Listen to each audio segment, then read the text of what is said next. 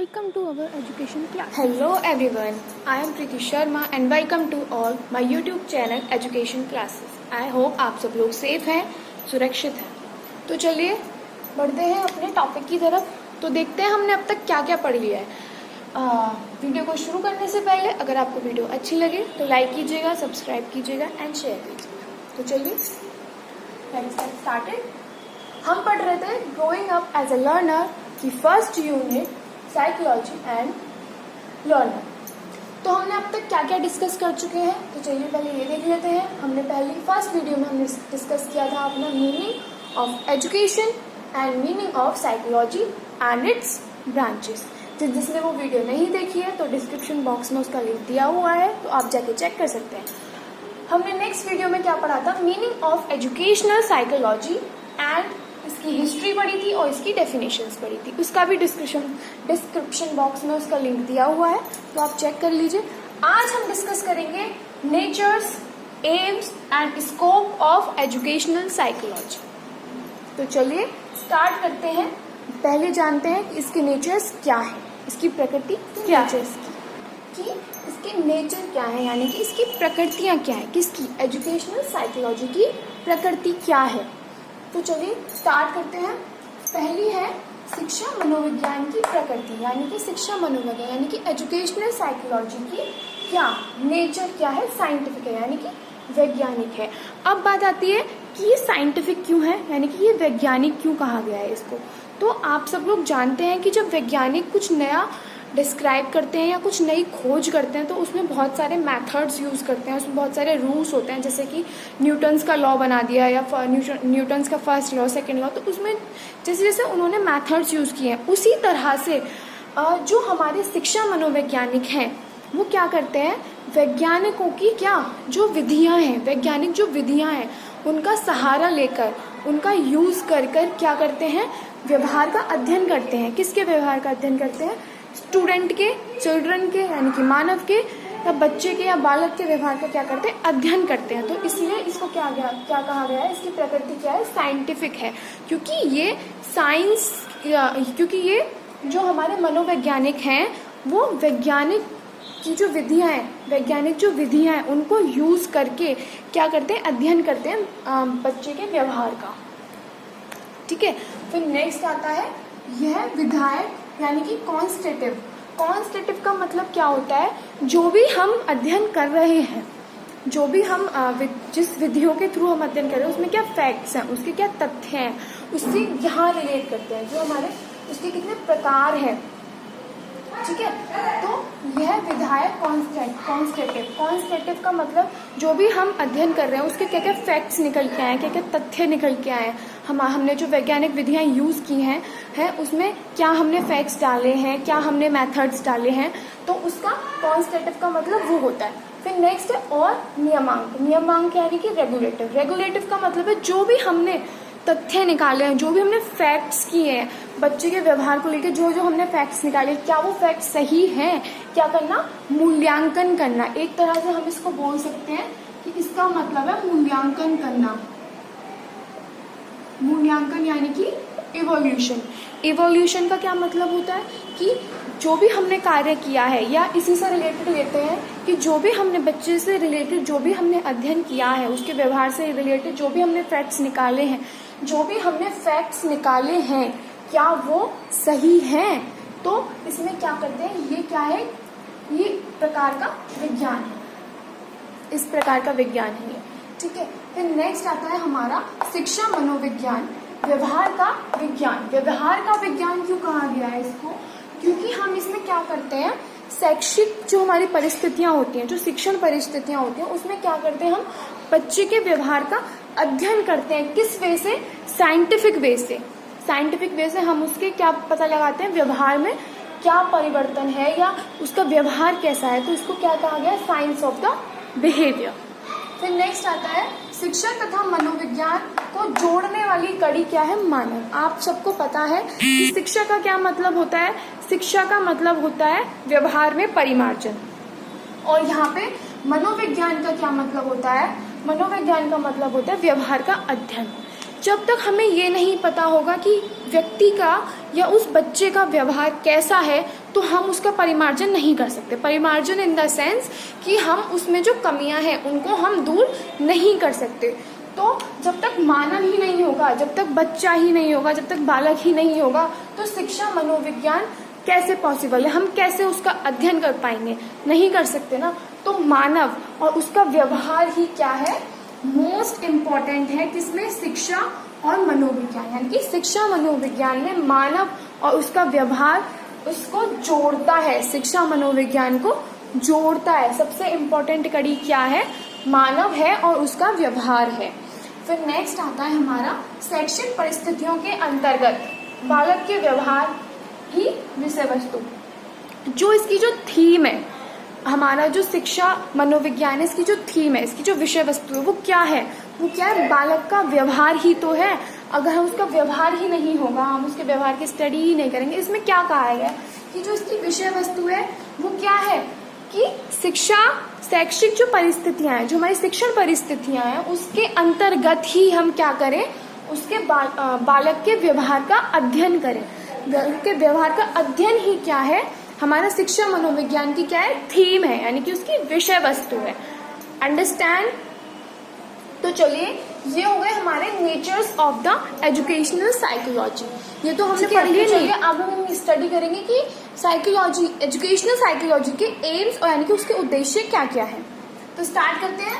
पहला है हमारा छात्रों की योग्यताओं, क्षमताओं तथा सामर्थ्य का ज्ञान प्राप्त करना। अब बात आती है कि योग्यताएं, क्षमताएं और हमारा सामर्थ्य, इससे क्या रिलेशन है? यानी कि योग्यताएं इन द सेंस कि हमें जब उसकी क्वालिफिकेशन पता होगी कि वो कितना पढ़ा है, कितना नहीं पढ़ा है, या कहाँ तक उसने एजुकेशन प्राप्त की है, तो हमें उसको आगे शिक्षा प्रदान करने में क्या हेल्प मिल सकती है। हम उसको आगे जब शिक्षा देंगे तो वो उससे हमारे बहुत सारी सहायता मिलेगी, हमें बहुत सारी हेल्प मिल सकती है कि उसकी एजुकेशन जब हमें पता होगी, उसकी क्वालिफिकेशन कितनी है हमें ये पता होगी, तो हम आगे उसका शिक्षण कार्य आरंभ कर सकते हैं। फिर नेक्स्ट है इसमें क्षमताएं। क्षमताएं इन द सेंस कि उसकी एबिलिटी कितनी है, उसकी चरम सीमा कितनी है, वो किस हद तक किसी चीज को प्राप्त कर सकता है, किस हद तक वो जा सकता है। फिर उसका सामर्थ्य। सामर्थ्य यानी कि उसकी स्ट्रेंथ कितनी है, वो कितनी स्ट्रेंथ से उस कार्य को करेगा। तो अगर हमें ये सारी तीनों चीजें पता होंगी, उसकी क्वालिफिकेशन हमें उसकी पता होगी, उसकी एबिलिटी पता होगी, उसकी स्ट्रेंथ क्या है उसकी ये पता होगी, तो हमें उसका जो ज्ञान है, उसको जो शिक्षण कार्य है वो करने में क्या मिलेगी? बहुत सहायता मिलेगी। तो फिर हमारा नेक्स्ट आता है छात्रों की रुचियों का ज्ञान प्राप्त करना। इसका मेन उद्देश्य तो यही है कि उसकी जो रुचियां हैं, उनकी जो क्रिएटिविटी है, उनका किस चीज में करने का मन है, किसी चीज को करने का क्या उनका इंटरेस्ट है करने में, क्या करने में उनको अच्छा लगता है। तो हमें अगर ये पता होगा तो उसके थ्रू जब हम उसका शिक्षण कार्य आरंभ करेंगे तो हमारा जो शिक्षा मनोविज्ञान का जो कार्य है वो क्या होगा? बहुत सफलतापूर्वक कंप्लीट हो जाएगा। जब हमें उसकी रुचियां पता होंगी, हमें उसकी क्या पता होंगी, हमें उसकी रुचियां पता होंगी और हमें उसका इंटरेस्ट पता होगा, तो हम उसको अच्छे से आगे उसका शिक्षण कार्य आरंभ कर सकते हैं। फिर नेक्स्ट है छात्रों के वातावरण का अध्ययन करना। अब यहाँ पे बात आती है वातावरण का अध्ययन कैसे किया जाता है। तो वातावरण इन द सेंस कि वो किस सोसाइटी में रहता है, वो किन बच्चों के साथ वो खेलता है, कूदता है, या उसका जो घर का जो एनवायरनमेंट है वो कैसा है। जब हमें ये पता होगा तो हम उसका अच्छे से शिक्षण कार्य आरंभ कर सकते हैं। फिर नेक्स्ट आता है हमारा मानव विकास के विभिन्न पक्षों का अध्ययन करना। मानव विकास के विभिन्न पक्षों से मतलब यहाँ पे ये है कि जो मानव है, जो बच्चा है, उसका बहुत अलग अलग क्षेत्र में क्या है, उसका इंटरेस्ट होगा, तो उससे क्या करना? विकास, उसके विकास की विभिन्न पक्षों का, जिससे उसका विकास हो सकता है, जिससे उसका डेवलपमेंट हो सकता है, उसका क्या करना? अध्ययन करना। फिर नेक्स्ट है हमारा सीखने की प्रक्रिया का अध्ययन करना। सीखने की प्रक्रिया का अध्ययन करने से क्या मतलब? लर्निंग जो प्रोसेस है, उनका जो लर्निंग प्रोसेस है वो कैसा है, वो किस तरह से लर्न करते हैं या किस तरह से वो सीखते हैं, किसी चीज को जल्दी सीखते हैं या देर में सीखते हैं, वो जो प्रक्रिया होती है, वो जो प्रोसेस होता है, उसका क्या करते हैं हम लोग? अध्ययन करते हैं। फिर नेक्स्ट आता है व्यक्तिगत विभिन्नताओं का अध्ययन करता। अब हर व्यक्ति तो सेम नहीं होता, हर किसी में अलग अलग इंडिविजुअल डिफरेंसेस होते हैं, तो ये सबसे मेन सिद्धांत है कि ये क्या है, इंडिविजुअल डिफरेंसेस, यानी कि व्यक्तिगत विभिन्नताएं। व्यक्तिगत विभिन्नता का क्या मतलब है कि हर जो पर्सन है, जो हर एक बंदा है, जो हर एक इंडिविजुअल जो चाइल्ड है, जो बच्चा है, उसमें क्या है, अलग अलग क्या है, बहुत सारी अलग अलग क्वालिटीज डेवलप्ड है, अलग अलग उसमें वेरिएशंस होती हैं, अलग अलग उसमें उनका जो इंटरेस्ट है वो अलग अलग फील्ड में होता है। तो हर बच्चा सेम नहीं होता, कोई मेंटली बहुत स्ट्रांग होता है, कोई फिजिकली बहुत स्ट्रांग होता है, कोई किसी की स्पीकिंग जो स्किल्स होती हैं वो बहुत अच्छी होती हैं, कोई बहुत मेंटली बहुत थोड़ा डाउन होता है, कोई स्ट्रांगली बहुत डाउन होता है, किसी की बॉडी लैंग्वेज बहुत डल होती है। तो हर किसी की क्या है, अलग अलग विभिन्नताएं हैं, अलग अलग उनका क्या है, नेचर है कि वो किस किस तरह से, हर व्यक्ति इंडिविजुअल अलग है, उसमें कोई ना कोई आंख नाक कान मुंह सब सेम हो सकते हैं, लेकिन जो उसकी मेंटल एबिलिटी है वो कैसे सेम हो सकती है, उसकी जो फिजिकल एबिलिटी है वो कैसे स्ट्रांग हो सकती है, नहीं हो सकती ना। तो क्या वो क्या करें कि व्यक्तिगत विभिन्नताओं का अध्ययन करना, व्यक्तिगत विभिन्नताओं की अलग अलग उनकी जो कैपेबिलिटी है या उनकी जो क्वालिफिकेशंस हैं, जो उनके जो इंटरेस्ट है या उनकी जो एबिलिटी है या उनकी जो स्ट्रेंथ है, उसको क्या करना, उसका अध्ययन करके उनकी शिक्षा कार्य आरंभ करना। फिर नेक्स्ट है शैक्षिक समस्याओं का अध्ययन करना। अब ये नहीं है कि बच्चे के अंदर ही कमियां हैं, नहीं, जो टीचर पढ़ा रहा है या जो हमारा स्कूल का या जो हमारे शिक्षा से रिलेटेड जो भी हमारे समस्याएं, जो हमारी जो हम बच्चे को जो हम डाटा प्रोवाइड करना चाहते हैं, हो सकता है वो भी ना हो हमारे पास। तो इसमें क्या है, इसमें क्या होता है कि जरूरी नहीं है कि बच्चों की साइड से भी सिर्फ अध्ययन किया जाए, इसमें जो हमारे शिक्षक हैं उनके लिए भी हम उनको अध्ययन में ला सकते हैं। इनके 2 पॉइंट बहुत मेन है। फर्स्टली कि जो हमारे बच्चे उनके व्यवहार का अध्ययन किया जाता है, और दूसरा क्या है इसका उद्देश्य कि जो शिक्षा से रिलेटेड जो भी समस्याएं हैं उनका अध्ययन करना भी इसका एक उद्देश्य है। तो वो क्या करता है, जो शिक्षा समस्या होती है, जो शिक्षा से रिलेटेड जो समस्या होती है, जैसे मान लो कोई हमें टॉपिक समझाना है तो हमें उसके लिए कुछ डाटा नहीं मिल रहा कि हम उसको कैसे समझाएं, या हमें क्लासरूम्स में कोई प्रॉब्लम आ रही है या कॉलेजेस में या स्कूल्स में कोई प्रॉब्लम आ रही है, तो वो क्या है, शिक्षा से समस्याओं का अध्ययन करना, शैक्षिक समस्याओं का अध्ययन करना। तो ये तो थे हमारे उद्देश्य। इसकी स्कोप ऑफ एजुकेशनल साइकोलॉजी, इसके क्या स्कोप है, मतलब इसका क्या क्षेत्र है कि बहुत सारे क्षेत्रों में ये क्या है, डिवाइडेड है। इसके ये एक क्षेत्र से सीमित नहीं है, ये बहुत सारे क्षेत्रों में फैला हुआ है। तो चलिए जानते हैं कि क्या क्या है इसके क्षेत्र, यानी कि क्या क्या है इसके स्कोप। तो स्कोप पहला है इसका हेरिडिटी। हेरिडिटी का क्या मतलब है, यानी कि वंशानुक्रम। वंशानुक्रम से क्या समझना है, वंशानुक्रम आपको नाम से ही स्पष्ट हो रहा होगा कि वंशानुक्रम, वंश आ गया यहाँ पे। तो इसका मतलब ये है कि जो बच्चा है जब वो गर्भ में होता है तो वो तभी से ही सीखना शुरू कर देता है। तो आप लोगों ने अभिमन्यु की कहानी भी सुनी होगी कि उसने अपनी माता के गर्भ से ही चक्रव्यूह तोड़ना सीख लिया था। तो ऐसे ही जो बच्चा है वो माता पिता का जो प्रभाव है, माता पिता की जो शक्तियां हैं या उनकी जो विशेषताएं हैं, वो बच्चों को जन्म से ही मिलती रहती हैं। तो ये क्या है, वंशानुक्रम का यही से मतलब है कि जो बच्चा है उसके अंदर जो जन्म से ही ना कुछ बहुत सारी शक्तियां विद्यमान होती हैं, मतलब उसमें क्या एबिलिटीज हैं, क्या क्वालिटीज हैं, ये जन्म से ही होती हैं। लेकिन ये निकलती कब है, ये बाहर जब दिखती हैं, जब बच्चा 9 महीने का हो जाता है तो तब ये बाहर आनी विकसित होती है। मतलब ये सारी चीजें जो उसके अंदर जो एबिलिटीज हैं, जो क्वालिटीज हैं या जो क्रिएटिविटी है उसके अंदर, वो सारी चीजें कब से शुरू होती हैं, जब वो 9 महीने का हो जाता है तब से वो सारी चीजें दिखनी शुरू हो जाती है। तो उनके बेसिस पर हम क्या कर सकते हैं, इनकी जो शिक्षा है वो प्रारंभ कर सकते हैं। वो क्या करती है, हमारी हेल्प करती है इनकी शिक्षा को प्रारंभ करने में, इनका अध्ययन करने में। फिर आता है हमारा डेवलपमेंट। डेवलपमेंट से क्या मतलब है, यहाँ पे समझ में आ रहा होगा, विकास।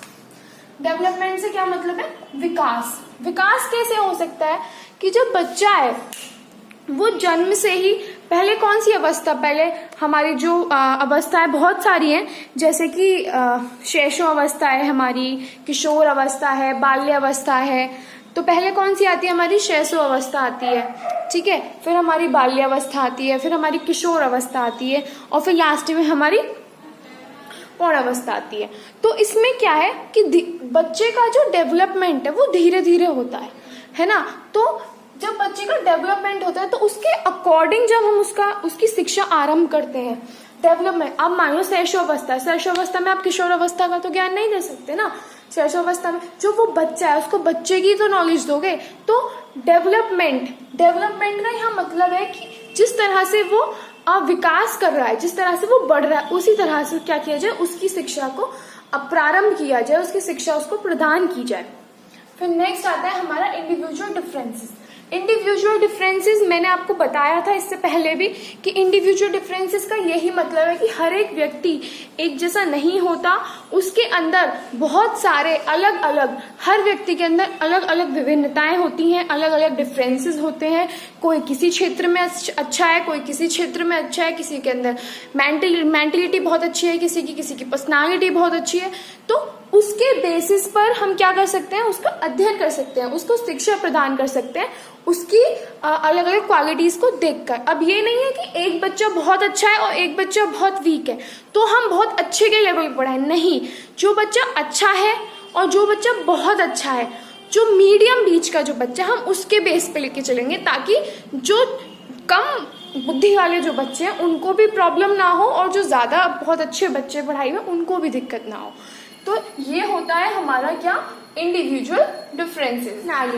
पर्सनालिटी का क्या मतलब होता है? पर्सनालिटी का मतलब है यानी कि व्यक्तित्व से हमारा क्या मतलब है कि जो हमारे जो शिक्षक हैं वो हमें ऐसी शिक्षा दें जिससे हमारी जो पर्सनालिटी है, हमारा जो व्यक्तित्व है वो पूरा निखर कर बाहर आए, वो पूरा अच्छे से डेवलप्ड हो। और जो ये हमने जो अभी तक जो ये 3 पढ़े हैं, इनके बेसिस पे हमारी जो पर्सनालिटी है वो बहुत बेहतर बन सके, जो अच्छे से बाहर उभर कर आ सके, हमारा जो व्यक्तित्व है वो निखर सके।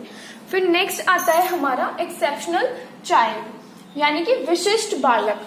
तो जो विशिष्ट बालक होते हैं वो कैसे होते हैं? विशिष्ट बालक कौन होते हैं? जो बहुत ज्यादा अच्छे होते हैं वही होते हैं विशिष्ट बच्चे। तो हम उनको अलग से हम उनको ज्ञान प्रदान करें, अलग से हम उनको शिक्षा प्रदान करें, क्योंकि अगर हम उनको जो नॉर्मल बच्चे हैं या फिर जो गूंगे बहरे या जो सुनते नहीं है या फिर जो बहुत अच्छे से नहीं डेवलप कर पा रहे अपने आप को, अगर हम उनको उनके साथ शिक्षा देंगे तो वो अच्छे से डेवलप नहीं करेंगे, जो हमारे एक्सेप्शनल चाइल्ड होते हैं। तो उनको क्या है, उनको अलग से शिक्षा प्रदान की जानी चाहिए, ना कि उन बच्चों के साथ जो बच्चे शुरू से स्टार्टिंग से ही थोड़े वीक हैं। लर्निंग प्रोसेस यानी कि अधिगम प्रक्रिया से हम लोग क्या समझते हैं? जो हमारे जो सीखने के जो सिद्धांत है, हमारे बहुत सारे नियम है, सीखने के बहुत से नियम है, सिद्धांत है, उद्देश्य है, तो उनको मद्देनजर रखते हुए, उनको देखते हुए जो इनका जो लर्निंग प्रोसेस है, जो सीखने की जो अधिगम की जो प्रक्रिया है वो बेहतर बनाई जाए उन सिद्धांतों के माध्यम से, उन नियमों के माध्यम से। ठीक है। फिर उस कैरिकुलम डेवलपमेंट से क्या है, पाठ्यक्रम निर्माण। हमारा जो पाठ्यक्रम है वो बच्चों की रुचियों के अकॉर्डिंग होना चाहिए, उनका किस चीज में इंटरेस्ट है उसके बेसिस पे हमें पाठ्यक्रम को तैयार करना चाहिए, हमें नहीं। शिक्षा मनोविज्ञान ये कहता है कि जो कैरिकुलम है, जो पाठ्यक्रम है वो ऐसा होना चाहिए जो बच्चों की रुचियों, उनकी विशेषताओं, उनकी जो भी जिस चीज में उनका इंटरेस्ट है या जिस चीज से वो सीखते हैं उसके अकॉर्डिंग ही पाठ्यक्रम होना चाहिए। यानी कि चाइल्ड सेंटर्ड होना चाहिए, ना कि स्कूल सेंटर्ड होना चाहिए, या फिर जो भी हमारे जो टीचर सेंटर्ड नहीं होना चाहिए, वो चाइल्ड सेंटर होना चाहिए, यानी कि जो बच्चों के अकॉर्डिंग ही पाठ्यक्रम होना चाहिए। फिर नेक्स्ट आता है हमारा मेंटल हेल्थ यानी कि मानसिक स्वास्थ्य से क्या मतलब है? अगर बच्चे का, शिक्षा मनोवैज्ञानिक ये कहते हैं कि अगर बच्चा मानसिक तौर पर अपना मजबूत नहीं है, उसकी मानसिक स्थिति अगर अच्छी नहीं है, तो जो भी हमारा अधिगम है, जो भी हमारा लर्निंग प्रोसेस है वो पूरा नहीं हो सकता, मतलब वो पूरी तरह से फलीभूत नहीं होगा, पूरी तरह से वो कंप्लीट नहीं माना जाएगा। अगर बच्चा स्वस्थ